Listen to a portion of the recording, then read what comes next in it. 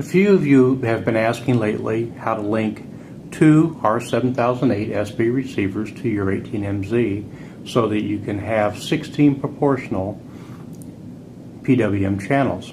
So let's go over how to do that. First thing we need to do is put each receiver in the correct mode. We need the first receiver to respond to channels 1 through 8 and the second receiver to respond to channels 1 through 9. So looking at the chart that's included both in your 18MZ manual and the R7008 manual, you can see that the first receiver needs to be in mode A and the second receiver needs to be in mode C. So to do this, we push down and hold the link button and turn on the receiver. You'll see the light begins to blink, and then when we let that go, it blinks to tell us what mode, or the ability to change the mode. So here we get one flash, and that would be mode A. If we push it again, it'll flash twice, and that would be mode B. If we push it again, we get mode C, 3 flashes. And if we push it again, we should get 4 flashes, which we do. Alright, this receiver we want to be in mode A, so we want it to be flashing one time. So I'm going to go ahead and push the button one more time, get back to that first one. Now to confirm that, I'm going to push and hold down the button. When that starts flashing red-green, I can let it go, and then I can power off the receiver, and it should be locked into that mode. I'll turn that off. Okay, so next we're going to link our second receiver, and again we want this to go to mode C from the chart, which will have it respond to channels 9 through 16. So we do it exactly the same way. We hold down the little link mode button while we turn it on, and didn't get it that time. Let's try that again.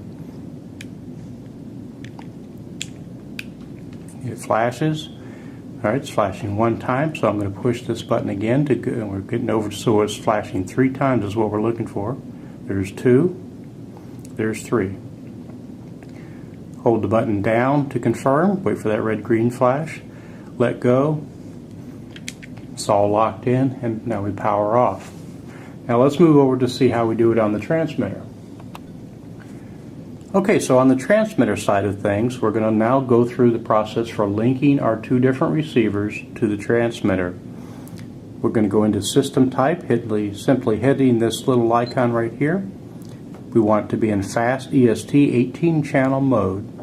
Now coming over here, we want to select dual receivers.